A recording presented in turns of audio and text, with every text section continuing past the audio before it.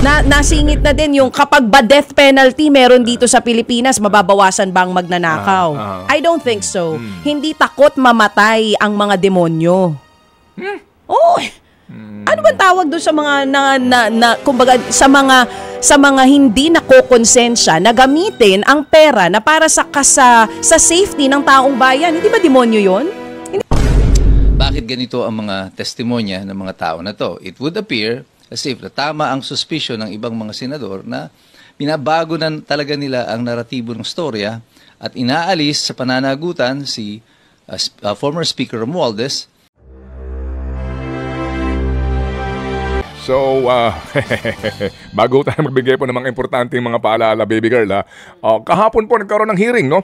Ang Blue Ribbon Committee, dito pa rin po sa usapin po ng anomalya sa DPWH. So, ano baby girl, ang iyong assessment? Assessment? Ano ang iyong masasabi? Ang masasabi ko ay mas nanlumo pa ako dito sa mga bago kong nalaman. Lalo na doon, nung kinukwento na nitong si Orly Gutesa, mga kapatid, na dati pong security aide. Doon ka nakafocus kay Orly, ha? Doon muna ako nagsimula. Kasi doon ako nanlumo talaga. Bumigat talaga yung puso ko. Bakit? Sakit ang sakit. Bakit? Ang tawag sa pera, basura? Ang tawag po sa pera na pinaghihirapan natin, na tax natin, ay basura. Na inilalagay po sa loob ng mga mamahaling maleta. Mamahaling maleta ba? Sabi niya? Parang yun yata ang ginagamit. Rimowa daw yata ang tatak eh. Hindi ko sure kung anong tatak eh. Basta yun eh. Okay, go ahead. So inilalagay nga po sa mamahaling maleta at inihahatid daw po dito sa mga proponents, di umano, kasi nga lahat po ito ay alegasyon pa lang. Okay. Oo, hindi ba? Kailangan mapatunayan pa to bago po talaga malaman kung totoo lahat ng mga sinabi niya. Pero yun nga, nakakapanlumo pong malaman na araw-araw gigising ka ng umaga, tas ang tawag nila doon sa pinaghihirapan mo ay basura. Ngayon, nung pinagkikwentuhan, matapos... Hindi naman kaya din sinadya na gamitin yung basura sa kanyang affidavit? Para mas trending? Hindi. Para din po masigurado na ito'y mababasura sa hukuman. Wag naman. Kasi pag sinabi ng... sasabihin ng depensa rito, basura pala inahatid mo eh. Oo. Di ba? Hindi naman pala pera eh. Hindi, mali. Totoo ang kasabihan na may pera sa basura. Okay, go ahead. Di ba may kasabihan gano'n, may pera sa basura? Pero mas tama yung sinabi mo kanina. Ang daming basura sa gobyerno. Kaya tayo nasadlak sa ganito. Okay. At nanlulumo ako kasi parang... Nanlulumo ka. Sige, tuloy mo yan. Ito po, no joke ha. Nanay ko nga, nagwo-worry na sa akin. Nababasa niya kasi yung mga post ko. At sinasabi niya sa akin, anak... nagpo-post ka pala? Hindi ako tumitigil actually. Okay. Oo, minuminuto yata yung post ko sa gigil ko. Paano ko mababasa yung mga post mo na yan? Yung mga demonyo post ko? Kasi alam ko lang kasi yung mga posting mo eh. Medyo nag-halt muna ako sa mga posting ko. Namimiss na nga nila eh. Oo nga. Oo, yung mga picture ko eh. Kasi hindi ko makalimutan yung mga posting mo na saka na muna yung mga mukha ko sa bathtub. Mukha ko sa bathtub tuloy. Saka na muna yung mga picture ko sa bathtub kasi yung galit ko muna. At kumbaga yun yung outlet ko para mailabas. Yung gigil ko sa nangyayari. Kasi kahapon, nung natapos na po itong salaysay, nitong si Orly Gutesa, parang mas napatunayan kung gaano kalaganap, kasistematiko, at planado yung nangyayari. Kung totoo man itong nangyayari. Pero sa akin kasi most probably it's true dahil nakikita natin ngayon yung mga ghost projects.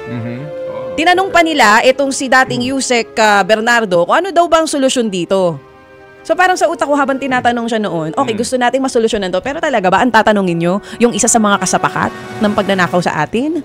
Na umaamin na siya mismo nagdadala ng pera doon sa mga proponents? Siya ang tatanungin nyo kung paano to i-resolve lahat? Nasingit na din yung kapag ba death penalty meron dito sa Pilipinas, mababawasan ba ang magnanakaw? I don't think so. Hindi takot mamatay ang mga demonyo. Ano ba tawag doon sa mga kumbaga sa mga hindi nakokonsensya na gamitin ang pera na para sa safety ng taong bayan? Hindi ba demonyo 'yon? Hindi ba demonyo mga ganon? Hindi yata kasi yung mga demonyo na nasa lupa ngayon, hindi takot mamatay. Ano? Kasi alam nila may panuhol kay Satanas na naka-aircon sila habang nasa impyerno. Kaya nga hindi sila takot mamatay. Yun na nga yun eh. I don't think death penalty will solve this. I don't think yung pagtanggal ng unprogrammed funds will solve this. Pwedeng makatulong, pwedeng mabawasan. Pero even naman sa programmed funds kahit anong proyekto yan, naririnig ko kahapon, may kickback, may SOP, may mga nanghihingi ng lagay. Kung totoo man na ganun ang nangyayari. Sige. So, paano natin re-resolbahin ito? Anong mangyayari? Anong dulo nito? Happy ending ba to para sa atin? O matutulad to doon sa mga dating kaso? Nanganga. at ang nakukulong maliliit na tao. So ako sa akin, Pangulong Bongbong Marcos Jr. and to the members of the ICI and to the members of the Senate Blue Ribbon Committee, kung seryoso kayo, utang na loob, siguruhin nyo na hindi lang mga district engineers, hindi lang mga tao sa DPWH, hindi lang mga contractors ang mapapanagot dito. Kapag napatunayan na may mga mambabatas na sangkot, ikulong nyo. Ikulong, mandarambong. Nanggigigil ako Pahingingan tubig, baby. May sagot sila sa'yo kaagad. Ano sabi? Noted. Yun na yun? Duly noted. Hey. Pasensya na po, nilabas ko lang ang gigil ko at galit ko. Sagutin na kita dito ano ngayon. Ano ba yan? Napo-frustrate naman ako. Bago tayo importante mga mensahe. Sige. Okay, yung sinasabi mong request mo na yan, sorry ha, hindi mangyayari yan. It will not happen this year, next year, or the years to come. Mawalang galang sa iyo, Iha, ha? Kasi nga, sabi ko, makakalang lalong manlumo, ika mo. And baka mangyari dito, itong kanilang whistleblower ang unang makulong. Nangyari na yan dati. Kasaysayan ng Pilipinas. Nangyari na yan dati. Alright, so lahat, kasi kahapon, kumbaga, isa ang whistleblower na lumabas Ito hong si dating Marines, no? Na Orly Gutesa. Huwag na tayo magtaka kung itong una makukulong dito. Gaya po ng mga una pong naging whistleblower. Mamaya po, ipapaliwanag natin kasi ngayon may komplikasyon daw. Merong abogadong sasabi na, hindi ko ninotaryuhan yan yung kanyang affidavit doon. Will that matter? Sa Senate hearing po, right? And then, ito ho magandang katanungan dito ng mga kapatid. How do you solve this DPWH? Wow. Ito pong failure of institutions sa bansang ito. Kasi una, ang sabi po mismo noong isang magnanakaw, umaamin na magnanakaw na ang pangalan po'y Roberto Bernardo, na lahat daw po ng DPWH projects ay rigged. Lahat. Luto. So ibig sabihin, lahat ng district engineers, lahat ng regional directors, kasapakat dito kasi sila po nagpapabidding dito So kung ganong kalawak ang problema, sinasabi nila, at lahat daw po ng mga distrito pinakikialaman ng mga miyembro ng House of Proponents. Yan ang dapat itawag dito House of Proponents. At ilang pang mga mambabatas sa mataas na kapulungan umano. Hindi ba? So, wow! Ganong kabigat ang problema natin sa bayan na ito. Ito nangyayari sa atin. Alright, mamaya po, isa-isahin din po namin yung halaga ng kanilang kinukulimbat. Depende po doon sa komisyon nila sa mga proyekto. Mga kapatid, ito yung sitwasyon na ating pong namumuo sa ating kaisipan kahapon while watching the hearing. But basically po, sabi nga, ito po ay kwento pa lamang, di ba? At sigurado ngayon, lahat ng mga mamahaling law firm ay abalang-abala na. Di ba? At sigurado pinag-uusapan na ngayon mga acceptance fee ng mga law firms na ito. Kaya nga sinasabi ko sa iyo, girl, sorry napainom ka talaga. Kasi sinasabi mo, ikulong. Ba, palagay ko po, mukhang hindi mangyayari yan, girl. Hindi mangyayari yan. This year? Maaari meron na halimbawa itong mga umamin na kung hindi nila gagawin state witness, maaring meron. Pero available ka agad kasi ang kasong isasampa ay puro malversation at hindi plunder. Isa po sa ating itatanong yan sa makakausap po nating bihasa po sa batas. Bakit hindi plunder ang isasampa? Puro malversation lamang. Okay? So, ang sinasabi mo na may makukulong, baka meron siguro, ihahabol nila just to satisfy you, baby girl, and the rest itong mga nagrarally. Pero but definitely, mga kapatid, ang laki po ng problemang hinaharap sa bayan na ito. Ewan ko lang po kung kailan talaga ho dito magigising ang lahat para po pagtulong-tulungan natin, kundinahin ito at magpakita po ng ating galit. Kasi nga po mukhang, di ba, ito magandang halimbawa girl. Kung totoo na gusto nyong pauwiin si Zaldico, bakit wala pa tayo naririnig naggalaw para kanselahin ang passport nito? That's number one. Diba? Bakit wala pa pong gumagalaw? Ano pang hinihintay natin? At may mga sinasabi po na naghahatid ng bilyong-bilyong cash. Saan? Wala. Use code PANDA100 and get 100 pesos off. Taste good deals from McDonald's, Domino's Pizza, Shakey's. Ba dyan sa loob na yan? Hindi, kasi due process kasi, ewan ko na lang po sa ibang mga bansa kapag ganito po pinag-uusapan, Opo, agad-agad na pong inaalam doon sa loob ng bahay nila kung saan nila iniimbak ang pera nilang ninanakaw nila. Hindi po ba? Dito po sa atin, hindi. Due process pa rin. Sandali mga kapatid kasi ayaw natin ubusin tong ating oras sa pamamagitan po nitong ating pong mga pananaw sa mga isyong ito. Pero one thing is sure kahapon, okay, itong si Roberto Bernardo, limited at selective ang memory nito. True FM. Opo, limitado lang po ang kanyang memory. Selective lang po ang kanyang memory. Okay, kung bakit, mamaya pag-uusapan po natin tong isyong ito. But by the way, ang magandang balita pala sabi sa atin sa Vince kahapon, yun daw pong kaap nagsabi na lahat daw po ng eroplano ni Zaldico ay wala pang na-de-register. Ibig sabihin, lahat daw po ay sa Pilipinas, RP pa ho ang mga tail number nito, kaya hindi po ito maaari pong maibenta sa 50 panig ng mundo. Alright, yan po sinasabi niya. And kahapon din po mga kapatid, ito po kahapon, itong mga diskaya, isa pa po ito pabago-bago na statement, di ba? Kaya po magdududa ka rin. Talaga ba nagsasabi ka ng totoo? Ngayon daw po, magkakaroon sila ng supplemental affidavit para isama na yung mga proyekto during the time of the past administration. Ba't di ka nagsimula doon? Ngayon po lang ilalabas daw. Ang sabi nila, wala sila ni isang ghost project. Pero kahapon, napatunayan po ni Secretary Vince Dizon kasama si Mayor Benji Magalong na meron pong proyekto, ito pong kanilang kumpanya, mga kapatid Yes. na Timothy Construction Corporation na binayaran na po sa kanilang proyekto po na tulay dine sa may bandang Jose Abad Santos, Davao Occidental. Bayad na yung proyekto, 96.5 million Yes. since 2022. Pero kahapon lang sinisimulan ang proyekto. Visit kayo. Buhay pa kayo? Ayan na yung tinatawag ni Sec Vince na patay na pilit na binubuhay. Mantakin mo yun, Ginagalit niyo itong mga manggagawa namin dito. Buti pa si Sec Vince nakapagmura, no? Dito Okay. tayo, bawal. Bawal tayo, ha? Mga kapatid, ito ho muna.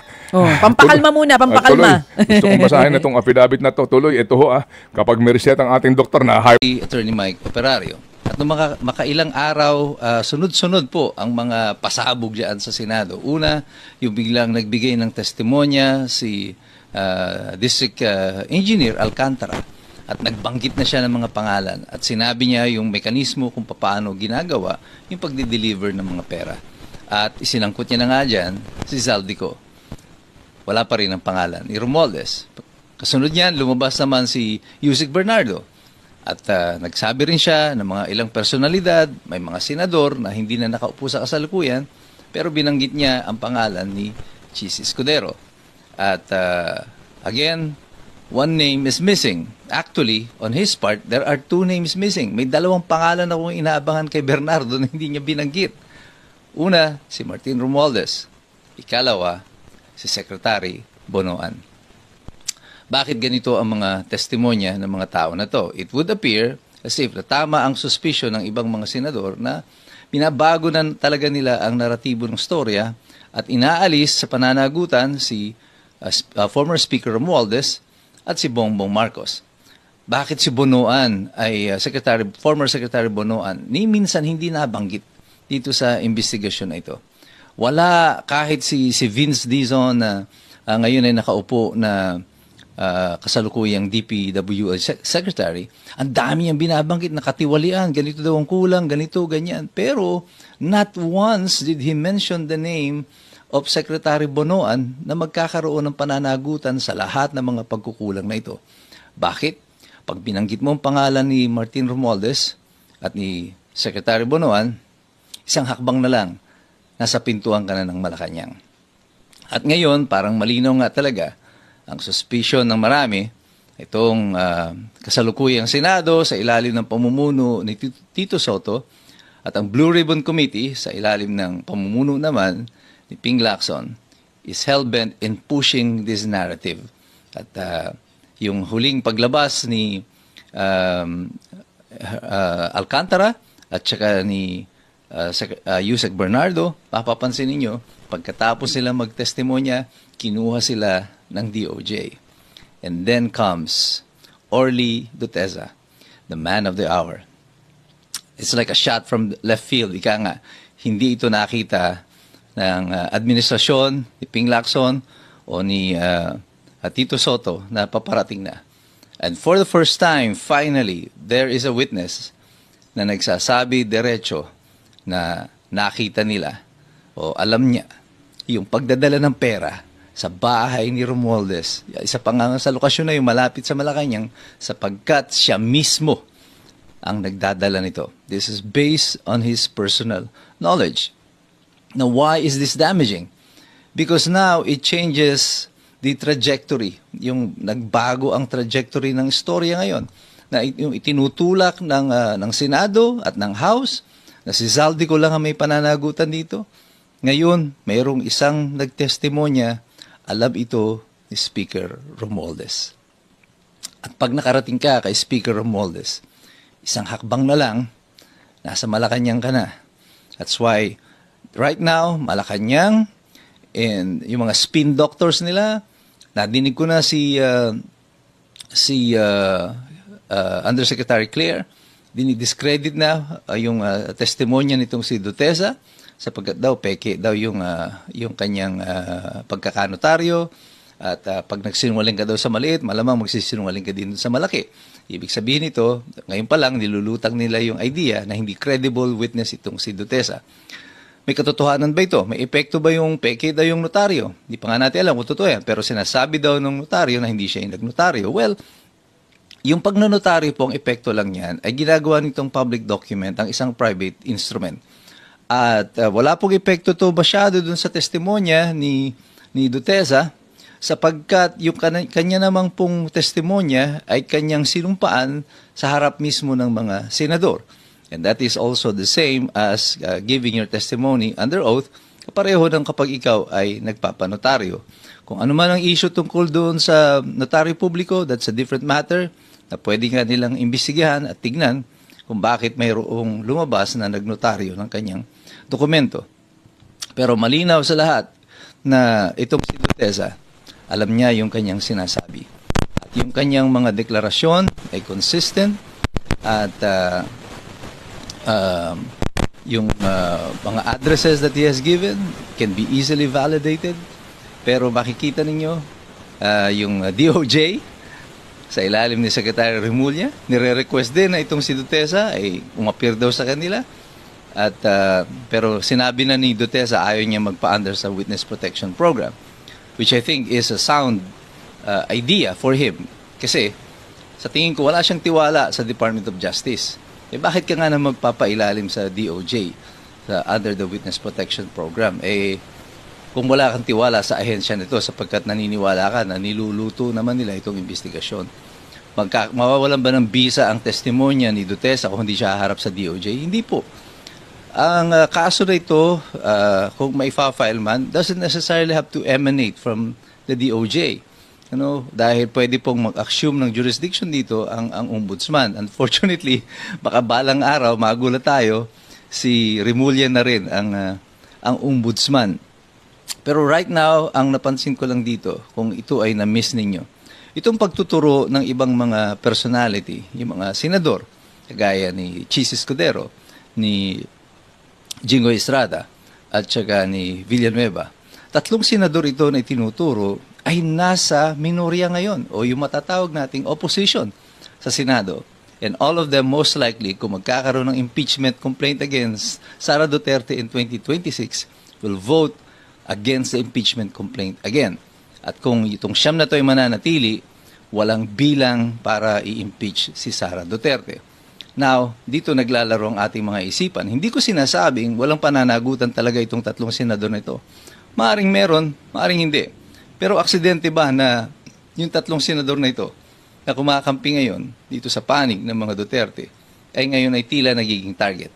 O mayroon pang ibang plano tungkol dito? Kung magtagumpay ang plano laban sa kanila, it's like hitting two birds with one stone. Na i-divert mo yung attention doon sa flood control and at the same time, makaka-eliminate ka ng mga potential na kalaban mo against the impeachment of Sara Duterte again that they will try, most likely they will try in 2026. Ay anong epekto nito sa katotohanan ng hinahanap ng Senado? Well, sa totoo po ako personally, wala po talaga akong kumpiyansa na may mangyayaring positibo dito sa investigasyon ng Senado. Nasa kanila po ang majority. So whatever evidence you produce there, they can cast it aside. Ay kagaya po to si Ping Lacson, sinasabi na niya na kailangan ng thorough background investigation dito kay Dutesa. He's a good policeman. You give it to him. Magaling na investigador si Ping Lacson. And if anyone can find anything dirty in your laundry, it is Ping Lacson. At pwede niyang hanapan ito, gawan na nila ng paraan para magkaroon ng negatibong impresyon dito sa testimonya ni Dutesa.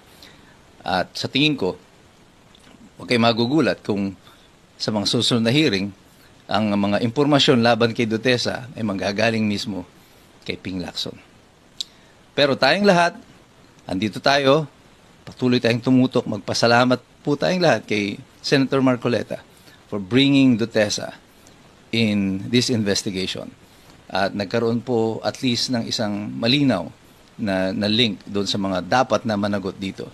Pero dapat pong ipanalangin natin si Dutesa at ang kanyang mga kasamahan. At sana marami pa mga sumulpot, lumakas ang loob sa ginawa na ito ni Orly Dutesa. Tayong lahat, patuloy tayong mag-participate, patuloy tayong mag-engage, patuloy tayong mag-aral sapagkat mahirap makialam ang taong walang alam. God bless you, God bless us all. Mabuhay ang Republika ng Pilipinas.